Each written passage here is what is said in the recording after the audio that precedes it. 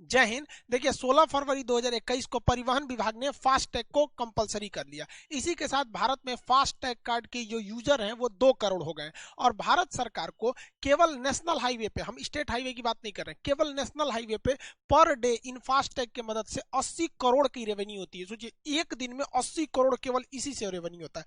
ये revenue collection कौन करता है? तो NETC करती है। इसका फुल फॉर्म क्या होता है? National electronic toll collection. Toll उसे कहते हैं जो सड़क पर चलने के एवज में आपसे पैसे लिए जाते हैं। सरकार ने सड़क बनाया है, आप किसी होटल में जाते हैं या लॉज में रहते हैं तो किराया देते हैं ना, उसी तरह से नेशनल हाईवे पे चढ़ेंगे ना तो एक टोल दीजिएगा।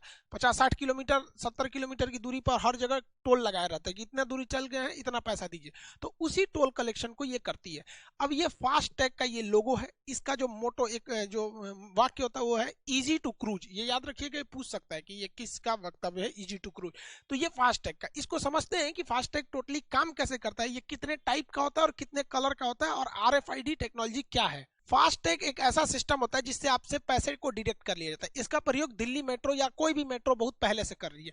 आप दिल्ली मेट्रो में जाएंगे तो अगर आपको 1-2 बार जाना है तो आप टिकट कराएंगे क्वाइन की तरह, लेकिन आप रेगुलर कस्टमर है वहां के तो आपको कहा जाता है कि एक काम कीजिए, आप बनवा लीजिए स्मार्ट कार्ड बनवा लीजिए, यानी फास्टैग बनवा लीजिए। इसमें क्या है कि आप फास्टैग बनवाइएगा तो उसमें पूछेगा कितना का रिचार्ज कर दे, उसको 500 रुपया दीजिए, 600, 1000 जितना करिएगा वो इस कार्ड में आपके रिचार्ज कर देगा। जैसे ही कार्ड आप इस पे दिल्ली मेट्रो के यहाँ पर स्कैनर पे चिपकाएंगे ये फाटक खुल जाएगा। बस यही है फास्टैग, वहां पे आपको चिपकाना है, फाटक खुल जाना है। तो सरकार ने दिमाग लगाया कि ऐसे ही एक कार्ड हम बनवा देते हैं गाड़ियों पे। बार बार टोल में जाके पैसा पर्ची कटवाओ, टाइम लगता था, लंबी 2-2 किलोमीटर लंबी टोल प्लाजा पे लाइन लग जाती थी। तो इसीलिए फास्टैग अब गाड़ियों में लगा दिया गया। यही है आपका फास्टैग, इस तरह से दिखता है। इसके ये एकदम समझिए आपका एक मेमोरी, जिस तरह से आपका सिम कार्ड होता है ना वैसे ये भी होता है, उसमें रिचार्ज करा दीजिए। आप अपने सिम कार्ड में लगाते हैं ना रिचार्ज, वैसे इसमें करा दीजिए। इसको गाड़ियों के विंड शील्ड पर लगाया जाता है। विंड मतलब हवा, शील्ड मतलब बचाना। जिस तरह से कोरोना से बचाने वाली कोविड शील्ड दवा है, कोविड से बचाएगी कोविड शील्ड, उसी तरह ड्राइवर को विंड यानी हवा से बचाता है विंड शील्ड, तो इसे विंड शील्ड कहते हैं। इसको लगाने से फायदा ये होता है कि जिस तरह से दिल्ली मेट्रो को आपको स्कैनर के पास जाके आपको ये कार्ड सटाना पड़ता था, इसमें सटाने की जरूरत नहीं है। टोल प्लाजा में ऊपर स्कैनर लगा हुआ है, जैसे गाड़ी जाएगी ऊपर से देख लेगा, हाँ लगाया है, खटाक से काट लेगा। जिस तरह यहाँ पैसा कटा वैसे यहाँ कट गया। कभी कभी क्या होता है दिल्ली मेट्रो में, हम एक बार मेरे साथ भी हुआ था कि ये कार्ड में ना पैसे ही खत्म हो गए, तो वहां गए तो सटाए तो खुला ही नहीं। तो हम पूछे भाई खुल क्यों नहीं रहा है, मेरा कार्ड गड़बड़ नहीं है? तो कहने का सर पैसे खत्म है। तो जस्ट इसके बगल में ऑफिस था, हमने वहां पे ले जाके कैश 200 रुपया डाल दो, तो उसने रिचार्ज कर दिया, फिर सटाए तो खुल गया। वैसे यहाँ पे भी है, आप क्या कीजिए, इसी टाइप का कार्ड है फास्टैग, यहाँ अपने विंड शील्ड पे बीच में चिपकाइए, साइड में नहीं चिपकाया जाता है, गड़बड़ा जाएगा, बीच में चिपका लीजिए और आपके पैसा काट लेगा, उसके इसके अंदर से पैसा काट लेगा। बाई दी वे अगर गए पता चला पैसा ही नहीं है तो बता देगा कि सर आप में पैसा ही नहीं है, तो फिर खुलेगा ही नहीं, वो टोल प्लाजा का गेट ही नहीं खुलेगा। इस फास्टैग में आप चाहते हैं तो 100 रुपया रख सकते हैं, मिनिमम 100 रुपया आपको रखना होता है। इसमें रिचार्ज 100 रुपया का होता है और मैक्सिमम 1 लाख का रिचार्ज करा सकते हैं। सरकार ने एक और सुविधा दिया कि आपको बार बार रिचार्ज नहीं कराना पड़े दिल्ली मेट्रो के कार्ड की तरह। आप इसे क्या कीजिए, अकाउंट से जोड़ दीजिए कि जब जब कटेगा तो आपके अकाउंट से डाल दिया जाएगा, क्योंकि अकाउंट में तो पैसे नॉर्मल रहते ही हैं। लेकिन देखिए अगर आप फास्टैग बनवाते हैं तो आप अपने मेन अकाउंट से इसे मत जोड़वाइएगा। कोई भी ऑनलाइन काम करने के लिए एक आप अलग से अकाउंट रखिएगा, या फिर इसी में 2-4 हजार रिचार्ज करा के छोड़ दीजिएगा, आराम से आपको फुर्सत हो जाएगा यहाँ पर। तो ये आप इसको समझ गए, ये काम करता है RFID टेक्नोलॉजी पर। ये RFID जो टेक्नोलॉजी होती है इसका पूरा नाम होता है रेडियो फ्रीक्वेंसी आइडेंटिफिकेशन डिवाइस है ये, ठीक है। तो ये रेडियो फ्रीक्वेंसी पे एक फ्रीक्वेंसी छोड़ती है जिससे ये पकड़ लेती है। इसमें 2 डिवाइस लगे होते हैं, एक को कहते हैं पैसिव, यानी ये शांति से बैठा हुआ है क्योंकि इसमें कोई भी बैटरी नहीं लगी होती है, कोई बैटरी नहीं। जैसे आपका सिम कार्ड एक पैसिव है, उसमें बैटरी नहीं है, सिम कार्ड बाहर रख देंगे तो किसी काम का नहीं, वो आपकी मोबाइल की बैटरी यूज करता है। तो ये पैसिव होता है, ये कहाँ लगा रहता है, फास्टैग में। इसमें ये पैसिव है, इसमें कोई भी बैटरी नहीं दी गई रहती है। दूसरा डिवाइस होता है जिसे कहते हैं एक्टिव, इसके अंदर बैटरी लगी होती है। ये कहाँ लगा होता है, तो टोल प्लाजा के ऊपर ये लगा होता है, स्कैनर में लगा होता है। तो स्कैनर जो होता है वो एक्टिव होता है, एक्टिव RFID उसे कहते हैं। और जो फास्टैग होता है उसे हम लोग कहते हैं पैसिव RFID के नाम से जानते हैं। जैसे ही आपकी गाड़ी टोल प्लाजा में घुसती है तो ब्रेकर लगा होता है, आपको कंप्लीट नहीं रुकना है, थोड़ा सा स्पीड धीमा करेंगे तो ऊपर से स्क्रीन स्कैन कर लेगा आपके किसको, ये जो ऊपर फास्टैग लगा है, और वहां से अकाउंट काट लेगा, उतना पैसा कट जाएगा, आपको मैसेज आ जाएगा और अगर अकाउंट में पैसे नहीं हैं तो फिर वो गेट नहीं खुलेगी, आगे का जो बूम बैरियर होता है वो नहीं खुलेगा। तो वो बताएगा आपको कि सर आपके अकाउंट में पैसे नहीं है, तो फिर आपको मैनुअली देने पड़ेंगे वहां पर। जैसे ये ऊपर से देखिए यहाँ पर स्कैनर लगा हुआ है, ये गाड़ी जा रही है तो यहाँ से ये वेव छोड़ता है, रेडियो वेव, और ये स्कैन कर लेता है। पैसे जैसे डिटेक्ट हो जाते हैं ये आगे से बैरियर हट जाता है और चली जाती है। इससे टाइम का काफी ज्यादा बचत होता है। इसकी सबसे बड़ी खराबी क्या है कि एक गाड़ी से दूसरी गाड़ी के बीच में कम से कम 4 मीटर का गैप रहना चाहिए, वरना अगर 4 मीटर का गैप नहीं रहेगा, ये गाड़ी निकली उसी के जस्ट पीछे एक और गाड़ी निकल जाएगी तो ये स्कैन नहीं कर पाता है। तो मान के चलिए ये आगे वाली गाड़ी निकली और उसी से ये सटा के निकाल लिया ना, तो इसका तो पैसा कट जाएगा बट इसका ये पैसा नहीं काट पाएगा। तो घाटा किसको होगा? इसको तो कोई घाटा नहीं हुआ क्योंकि इसने अपना टैक्स दे के चला गया। और इसमें बैठे ड्राइवर को क्या पता कि मेरा टैक्स कटा कि नहीं, उसे लगेगा कि हाँ भाई मैसेज तो 2-4 मिनट बाद जेन्युइनली आता ही है, 2-4 मिनट लग जाते हैं, तो इसको लगेगा मेरा कटा होगा पैसा। जबकि देखिए सरकार को घाटा लग रहा है, इसका बच गया, इसका तो जेन्युइन कट गया, इसका घाटा नहीं लगा, ये तो अपना देके चला गया। तो डिस्टेंस जो है वो 4 मीटर रहना चाहिए। अब इसमें गवर्नमेंट को घाटा लग जाता है, तो गवर्नमेंट को ये जो बैरियर है ना, बूम बैरियर इसे कहते हैं, ये 2 लगाना चाहिए। एक आगे लगा दे और इससे एक 4 मीटर पीछे लगा दे। इससे फायदा होगा कि 4 मीटर के गैप में एक ही गाड़ी आ पाएगी। अभी बूम बैरियर केवल आगे की ओर होता है। हालांकि अभी एडवांस फास्ट टैग आ गए हैं, अब वो समस्या नहीं रह गई है, धीरे धीरे कोई भी टेक्नोलॉजी सुधर जाती है। फास्ट टैग के कुछ पॉजिटिव यानी प्रोस को देख लेते हैं, कुछ नेगेटिव यानी बुराई, उसमें जो गलत है कॉन्स को हम लोग देख लेते हैं। सबसे पहले तो भैया ये टाइम बचा देता है। कैश लेन देन में मिलाओ चेंज है नहीं है तो लंबी लाइन लगती थी जिससे टाइम बर्बाद होता था, और गाड़ियां स्टार्ट करके रखनी होती थी तो फ्यूल बर्बाद होता था, जिससे कि बहुत ज्यादा मात्रा में पोल्यूशन होता था। पोल्यूशन होगा और फ्यूल तो जलेगा आपका, तो पैसे आपके जाएंगे, तो इससे ये सारी चीजें हो जाएंगी, पैसे आपके कम लगेंगे। आप आराम से ट्रैक कर सकते हैं क्योंकि जैसे कोई फास्ट टैग पार करता है तो मोबाइल पे मैसेज आ जाता है।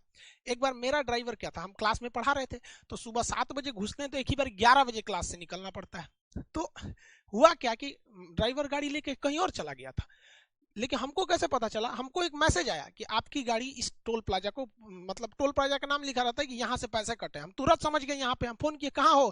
कैसे? नीचे ही चाय पी रहे हैं। ऐसे जरा चाय पी रहा है तुम, यहाँ पे क्रॉस किया है तो टोल प्लाजा।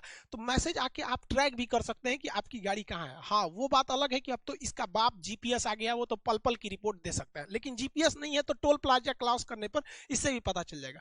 इससे कि गवर्नमेंट को मेन पावर कम लगाना पड़ेगा, सबसे टैक्स कलेक्शन की वजह से, जिससे कि करप्शन कम होगा। जितने ज्यादा आदमी बैठेंगे उतने ज्यादा करप्शन करेंगे गवर्नमेंट ऑफिस में, लूट पाट नहीं होगी। लोग क्या करते थे, रात में टोल प्लाजा लूट लेते थे, अगल बगल के आएंगे सर टोल प्लाजा लूट के भाग जाएंगे सर, तो लूट नहीं होगी। दूसरा, कई को दबंग आदमी थे सब, टोल प्लाजा का तो पैसा नहीं देंगे, जाएंगे, जाओ ससुरा जाओ अब यहाँ पे, तो मत दो ना पैसा, वहां पे ऊपर लगा हुआ है टोल आपका वो स्कैनर पकड़ लेगा वहां पे। तो इससे कई सारे फायदे होंगे, लेकिन इसके कुछ घाटा भी है। देखिए कौन सी यानी निगेटिव चीज क्या है कि कभी कभी जो ऊपर की स्कैनर मशीन होती है ना, इसके ऊपर स्कैन करने वाला, उसमें टेक्निकल प्रॉब्लम आ जाता है, जिस वजह से वो ससुरा फास्ट टैग वाला काम ही नहीं करता है, तो कहेगा उस पे चल जाइए, वो कैश भी नहीं, या तो फिर कैश लेगा या तो दूसरे पे भेजेगा, टेक्निकल प्रॉब्लम आ जाता है। अब हम लोग के भी एप्लीकेशन पे, जो स्टूडेंट एप्लीकेशन के होंगे, देखते होंगे अक्सर कभी टेक्निकल प्रॉब्लम आ जाता है तो भाई मैसेज दिया जाता है कि आज ये क्लास सस्पेंड है क्योंकि टेक्निकल प्रॉब्लम है। वैसे यहाँ भी टेक्निकल प्रॉब्लम आ सकती है। एक और समस्या क्या है कि गाड़ी के अंदर जो फास्ट टैग को चिपकाते हैं उसे बाहर से नहीं चिपकाया जाता, अंदर से चिपकाया जाता। बाहर से चिपकाएंगे तो बारिश में भीग के चला जाएगा, तो कभी कभी धूप में गाड़ी खड़ा करने से अंदर से ओवर हीट हो जाता है, और ओवर हीट होने से अंदर का जो फास्ट टैग की मेमोरी है वो काम नहीं करती, वो गड़बड़ हो जाती है। तो एक ये समस्या। डबल चार्ज अब की नियम लगा दिया गया है कि अगर आपकी गाड़ी फास्ट टैग लाइन में घुस गई और आपके गाड़ी पर फास्ट टैग नहीं लगा हुआ है, तो मान के चलिए यहाँ पर टोल यानी जो है वो 200 रुपए है, तो आपसे डबल चार्ज कटेगा 400 रुपए कि काहे घुसा रहे तुम बिना फास्ट टैग का, काहे घुसा, मतलब डबल पेनल्टी। क्यों? क्योंकि सरकार भी चाहती है कि भैया स्मूथली चले कोई भी चीज। दूसरा कि ऑनलाइन ट्रांजेक्शन हो, ऑनलाइन ट्रांजेक्शन से करप्शन नहीं होता है, सबको पता होता है इस गाड़ी से इतना आया, हिसाब किताब में कोई दिक्कत नहीं होता, 2 मिनट में ऑनलाइन हिसाब निकल जाता है, बैंक का स्टेटमेंट मोबाइल से तुरंत निकल जाता है, तो इससे ये फायदा हो जाता है। लेकिन एक सबसे बड़ी समस्या है लोकल लोगों को। लोकल लोग को क्या है, मान के चलिए एक टोल प्लाजा है, किसी का घर उधर है और दूसरा घर इधर या खेत वगैरह इधर है यहाँ पे, तो अगल यहीं से बार बार जाना है, जैसे वो शहर है यहाँ पे, तो भाई साहब वो एक बार जाएगा तो टैक्स देगा, शाम को ड्यूटी करके आएगा तब देगा, जाएगा आएगा जाएगा आएगा, पागल हो जाएगा भैया जिसका टोल प्लाजा के पास घर है, तो आधा उधर आधा इधर इधर। आप भी अपने शहर में रहते होंगे तो गांव शहर में 1-2 किलोमीटर में हमेशा काम आता होगा। सोचिए अगर टोल प्लाजा पार करके जाना हो तो फिर हो गया वहां पे। तो ये एक निगेटिव पॉइंट है। हालांकि गवर्नमेंट ऐसे लोगों के लिए एक अलग से फास्ट टैग की व्यवस्था रखी है, उसी में जहां उसे रजिस्टर्ड कराना पड़ता है कि भैया हम लोकल बॉडीज हैं, तो उन्हें छूट मिल जाती है। दूसरी सबसे भयानक समस्या क्लोनिंग की हो जाती है। मेरा फास्ट टैग है, अभी ऐसी ऐसी टेक्नोलॉजी है कि मेरे फास्ट टैग का हूबहू एक नकली क्लोन बन जाएगा। अब वो तो मेरे अकाउंट से जुड़ा हुआ है या रिचार्ज हमने कराया है उसमें, अब वो किसी ने अपने गाड़ी में लगा लिया, पता चला वो टोल प्लाजा पार करेगा, कटेगा पैसा खान सर के यहाँ से, तो इसकी रिपोर्टिंग करनी पड़ती है। हालांकि क्लोनिंग हो जाता है, बहुत सारी चीज़ों की क्लोनिंग हो जाती है, क्लोनिंग की समस्या। दूसरा भैया प्राइवेसी, ये प्राइवेसी भी एक खतरनाक चीज़ है। हमारा टोल प्लाजा है तो गवर्नमेंट के पास डाटा है। अब पता चला हमको, हम कभी गवर्नमेंट से हम कहें कि भैया एसएससी में बहुत धांधली हो जाती है, कब रिजल्ट आएगा, कब वैकेंसी आएगी, कितने साल में क्लियर कराओगे, कोई पता नहीं है, हम आ रहे हैं अनशन करेंगे दिल्ली में। तो सरकार ने देखा अरे सोचा खान सर दिल्ली आ रहे हैं, बवाल होगा ज्यादा, एक काम करते हैं इनको ट्रैक कैसे किया जाए। तो सरकार कहेगी अच्छा खान सर का तो टोल प्लाजा होगा, टोल फास्ट टैग। अब जैसे जैसे हम पार करेंगे, जैसे जैसे वो टोल प्लाजा में गवर्नमेंट को मैसेज आएगा खान सर का गाड़ी यहाँ पार किया, यहाँ पार किया, पता चला कानपुर में हमको गायब कर दी, जा खान सर नजरबंद, 1 महीना बाद छूटेंगे।